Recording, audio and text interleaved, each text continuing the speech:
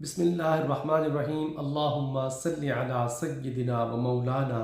मुहम्मद व अला आलिहि व सहाबिहि व बारिक वसल्लम। अस्सलामु अलैकुम ख़वातीन व हज़रात। उम्मीद करता हूँ आप सब लोग खैरियत से होंगे। एक मरतबा फिर हमेशा की तरह एक खूबसूरत नातिया गुलदस्ता लेके आपकी खिदमत में हाज़िर हूँ। और जैसा कि आपको इल्म है कि गुज़श्ता बहुत सारी वीडियोज़ में हम मुज़फ़्फ़र वारसी साहब का मशहूर ज़माना कलाम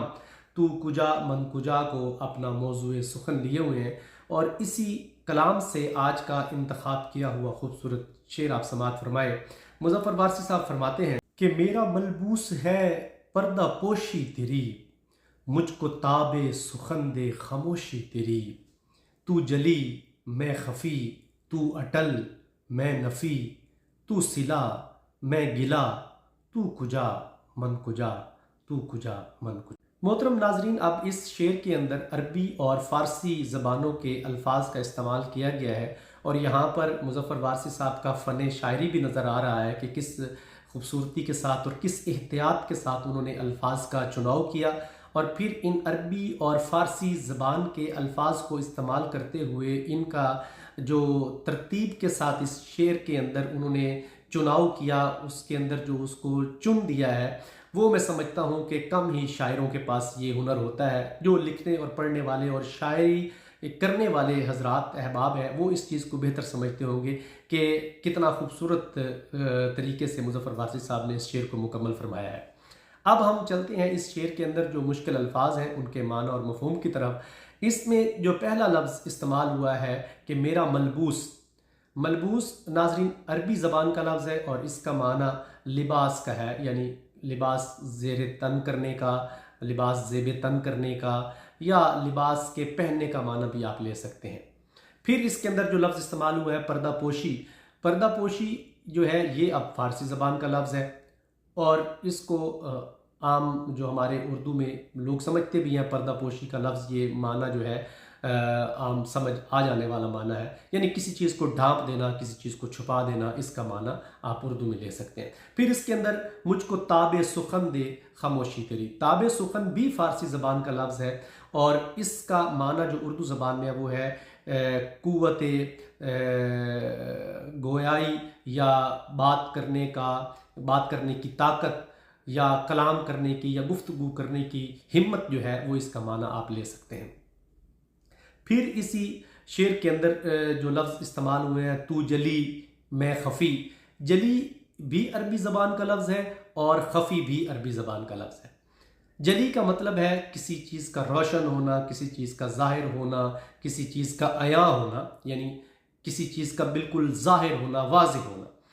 इसका ये जली का माना है। अगला लफ्ज़ है खफ़ी। खफ़ी का माना है छुपा हुआ, ढका हुआ, ढपा हुआ, ढांपा हुआ। इसका कोई भी माना आप ऐसा ले सकते हैं जिसमें एक कोई चीज़ ज़ाहिर ना हो रही हो, यानी इसका मतलब खफ़ी का मतलब है खल्फ। भी इसका अरबी ज़बान में एक लफ्ज़ होता है खल्फ, यानी खल्फ का मतलब होता है पीछे की तरफ, यानी पिछला हिस्सा, खल्फ उसको कह सकते हैं। इसी से यह लफ्ज़ अखज़ किया गया है खफ़ी। तो इसको जो है खफ़ी का जो माना हम लेंगे वो ये होगा कि किसी चीज़ का छुप जाना, या किसी चीज़ का छुपा हुआ होना, ज़ाहिर ना होना, वो इसका, या किसी चीज़ का अंधेरे में होना भी आप माना खफ़ी का ले सकते हैं। फिर इस शेर के अंदर जो अगला लफ्ज़ इस्तेमाल हुआ है तू अटल मैं नफ़ी। अब जैसे मैंने पहले अर्ज़ किया कि अटल भी फ़ारसी ज़बान का लफ्ज़ है, और इसके माना उर्दू में जो हम लेंगे वो होंगे किसी भी चीज़ का गैर मुतज़लज़ल होना, या पुख्ता होना, या मजबूत होना, आप इसके माना और मफ़हूम ले सकते हैं। और इसके साथ अगला लफ्ज़ नफ़ी ये भी फ़ारसी ज़बान का लफ्ज़ है, और इसके माना है किसी चीज़ का ना होना या किसी चीज़ का इनकार कर देना। दोनों माना आप इसके ले सकते हैं। फिर इसी शेर की लाइन में एक दो लफ्ज़ और इस्तेमाल हुए हैं, सिला और गिला। सिला भी जो है ये भी फ़ारसी ज़बान का लफ्ज़ है, गिला भी फ़ारसी ज़बान का लफ्ज़ है। अब सिला जो है इसका माना है इनाम। उर्दू ज़बान में हम इसको कहेंगे कि इसका माना जो होगा वो इनाम का होगा, और जो गिला है उससे मुराद शिकवा है, शिकायत है, यानी किसी चीज़ के ऊपर जो है तनकीद भी इसका माना लिया जा सकता है। यानी शिकवे से ही तनकीद निकलती है, गिले से ही तनकीद निकलती है, लेकिन आप इसका माना जो है वो शिकवा और जो है शिकायत का ही लें तो ये ज़्यादा बेहतर रहेगा। अब इस शेर की जो तशरीह है, जो मफ़हूम है, जो इसके अंदर पैगाम है, हम उसकी तरफ चलते हैं। میرا ملبوس ہے پردہ پوشی تیری۔ ناظرین، بڑی عاجزی اور انکساری کے ساتھ مظفر وارثی صاحب نبی علیہ الصلوۃ والسلام کی بارگاہ میں عرض کر رہے ہیں کہ یا رسول اللہ، میں تو گناہ گار شخص ہوں، خطا کار ہوں، اور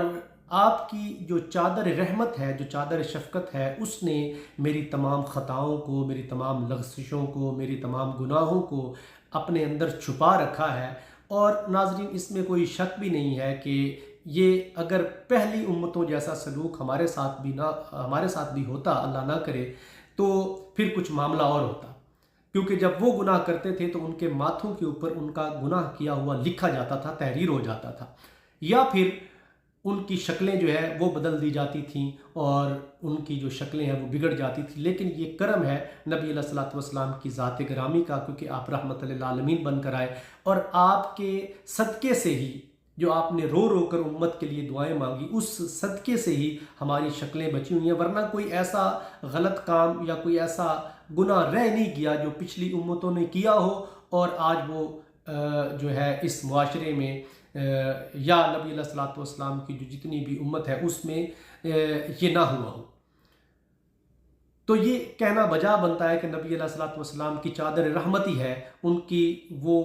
کالی کملی ہے جس نے ہمارے گناہوں کو، ہماری خطاؤں کو اس نے جو ہے وہ چھپا رکھا ہے، ڈھانپ رکھا ہے۔ اب پردہ پوشی بھی ناظرین جو ہے یہ اللہ تبارک و تعالیٰ کی صفت ہے اور نبی علیہ الصلوۃ والسلام کی سنت مبارک بھی ہے، تو اس کو بھی تھوڑا سمجھنے کی ضرورت ہے کہ پردہ پوشی بھی دو طرح کی۔ ایک تو پردہ پوشی یہ ہے نا کہ نبی علیہ الصلوۃ والسلام نے جو ہے مسلم شریف میں آپ کی حدیث مبارکہ آپ فرماتے ہیں کہ جو کسی مسلمان شخص کے کوئی شخص عیب چھپائے گا، یعنی کسی کا کوئی عیب یا کوئی گناہ کسی کے سامنے ظاہر ہو گیا، ٹھیک ہے، اگر کوئی دوسرا مسلمان اس کے عیب کو چھپائے گا، ظاہر نہیں کرے گا، آگے کسی کو نہیں بتائے گا، صرف اپنی، یعنی اس کو پتہ چل گیا، بس اس نے اپنی حد تک رکھا، حتیٰ کہ وہ اس شخص کو بھی نہیں بتائے کہ مجھے تمہارے اس عیب کا یا گناہ کا پتہ چل گیا، وہ اس کو صرف اپنی جو ہے ذات تک محدود رکھے۔ جب وہ یہ کرے گا تو حدیث مبارک ہے کہ جب کوئی مسلمان بھائی کسی مسلمان بھائی کا عیب دیکھے گا اور وہ اس کو آشکار نہیں کرے گا، اس کو چھپائے گا، تو اللہ تبارک و تعالیٰ کل بروز قیامت اس کے تمام گناہ اور اس کے تمام عیب وہ جو ہے اس کے اوپر پردہ ڈال دے گا، اور وہ بھی جو ہے اللہ تعالیٰ کسی کے اوپر ظاہر نہیں کرے گا۔ اب یہاں پر ایک بڑا خوبصورت واقعہ حضرت موسیٰ علیہ السلام کی جو قوم تھی بنی اسرائیل، اس کے ساتھ پیش آیا، اور یہاں سے ہمیں ایک بہت بڑا سبق بھی ملتا ہے۔ ناظرین، ہوا کچھ اس طرح کہ موسیٰ علیہ السلام کی جو قوم تھی بنی اسرائیل، اس کو قحط نے آ لیا، اور قحط میں جب وہ پھنسے تو آپ کو پتہ ہے کہ پہلے بارشیں نہ ہونے کی وجہ سے ہی قحط ہوتا تھا، کیونکہ جب بارش نہیں ہوتی تھی تو پانی کے جو ہے وہ ذرائع ختم ہو جاتے تھے، اور کسی بھی قسم کے جو ہے وہ پھلدار درخت یا جو اناج ہے وہ نہیں اگتا تھا، تو قحط جو ہے وہ آ لیتا تھا لوگوں کو۔ تو حضرت موسیٰ علیہ السلام نے تمام اپنی امت کے لوگوں کو اکٹھا کیا ایک میدان میں، اور وہ رو رو کر اللہ کی بارگاہ میں دعائیں کرنے لگے کہ یا باری تعالیٰ تو ہم پر مہربانی فرما اور بارش جو ہے وہ نازل فرما، تاکہ ہم اس قحط سے بچ سکیں اور ہم تیری جو ہے حمد و ثنا کر سکیں۔ ناظرین، لیکن یہ سب کچھ کرنے کے باوجود بارش نہیں ہوئی، اور جب بارش نہیں ہوئی تو وہی جو ہے حضرت جو فرشتے ہیں حضرت جبریل علیہ السلام وہ لے کے حاضر ہوئے، اور انہوں نے عرض کی موسیٰ علیہ السلام سے کہ آپ کے ساتھ اللہ تعالیٰ مخاطب ہے، اور وہ یہ فرماتے ہیں کہ آپ کی امت میں اس گروہ میں جو یہ لوگ یہاں پہ اکٹھے ہوئے ہیں بنی اسرائیل کے، ان کے اندر ایک گناہ گار شخص ہے، اگر وہ اس قوم سے نکل جائے تو میں جو ہے اسی وقت بارش جو ہے اس کا حکم دوں گا اور بارش ہو جائے گی۔ اب موسیٰ علیہ السلام کو جب یہ وحی ملی تو آپ نے فوراً اعلان فرمایا کہ کوئی ایک شخص ہے جو یہاں پر موجود ہے، اور اس کے گناہوں کی وجہ سے جو ہے بارش نہیں ہو رہی، لہٰذا وہ یہاں سے نکل کر چلا جائے تاکہ دوسرے لوگوں کا بھلا ہو سکے۔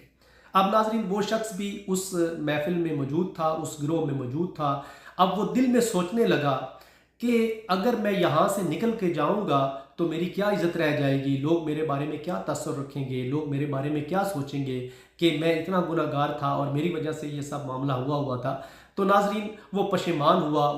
وہ جو ہے اپنے گناہوں کے اوپر نادم ہوا، اس نے رونا شروع کیا اور اس نے دل کے ساتھ جو ہے وہ اللہ کے حضور معافی مانگی، اور جب اس نے معافی مانگی تو پھر اللہ تبارک و تعالیٰ نے بارش نازل فرما دی۔ جب بارش ہوئی تو حضرت موسیٰ علیہ السلام نے اللہ سے عرض کی کہ یا باری تعالیٰ، یہاں سے تو کوئی شخص نکل کر نہیں گیا تھا جس کا تو نے حکم فرمایا تھا، تو پھر تو نے بارش نازل فرمائی، اس کی جو ہے وہ سمجھ نہیں آئی۔ تو اللہ تبارک و تعالیٰ نے فرمایا کہ موسیٰ، میرے اس شخص نے مجھ سے معافی طلب کی تو میں نے اس کو معاف کر دیا۔ اب موسیٰ علیہ السلام نے اللہ سے عرض کی کہ یا باری تعالیٰ، میں اس شخص کا ملنا چاہتا ہوں یا اس کا نام جاننا چاہتا ہوں، وہ کون شخص تھا؟ تو اللہ تبارک و تعالیٰ نے فرمایا کہ موسیٰ، جب وہ شخص گناہ گار تھا، جب وہ گناہ کرتا تھا، جب وہ میرا نافرمان تھا، میں نے تب اس کے گناہوں کا علم کسی کو نہیں ہونے دیا، تو اب تو اس نے معافی کر لی اور اس نے معافی مانگ لی اور وہ میری پناہ میں آ گیا ہے، لہٰذا میں اس کا نام آپ کو نہیں بتاؤں گا۔ ناظرین، وہ اتنا بڑا پردہ پوش ہے، اتنی بڑی اس کی نوازشیں ہیں گناہ گاروں پر۔ اور ایک بات اور یاد رکھیے گا، جو متقی، پرہیزگار اور زیادہ عبادت گزار لوگ ہوتے ہیں، ان کو گناہ گار شخص جو ہے ان سے ذرا نفرت ہوتی ہے، لیکن حقیقت یہ ہے کہ جو گناہ گار ہیں وہ اللہ تعالیٰ کے زیادہ پسندیدہ لوگ ہوتے ہیں۔ اور کتابیں بھری پڑی ہیں ایسے لوگوں کی جن لوگوں کی زندگی پہلے معصیت میں گزر رہی تھی، گناہوں میں، خطاؤں میں گزر رہی تھی، لیکن جب وہ پلٹے، جب انہوں نے جو ہے توبہ کی اور جب وہ اللہ تعالیٰ کی ذات اور اس کے جو بتائے ہوئے احکام ہے، حکم احکام ہے، جب انہوں نے اس کے مطابق زندگی بسر کرنی شروع کی، تو پھر ناظرین انہوں نے اس وقت کے متقی اور پرہیزگار اور عابدین جتنے بھی تھے ان کو پیچھے چھوڑ دیا، اور وہ ان کا جو ذکر ہے وہ آج بھی کتابوں میں ملتا ہے۔ یعنی کسی بھی گناہ گار کے بارے میں آپ کا جو خیال ہے، آپ کا جو رویہ ہے، وہ پازیٹیو ہونا چاہیے، مثبت ہونا چاہیے۔ ہو سکتا ہے کہ وہ کل اللہ تعالیٰ کی بارگاہ میں توبہ کر لے اور وہ جو ہے کسی بھی وقت کے بڑے سے بڑے ولی سے بھی سبقت لے جانے والا بن جائے۔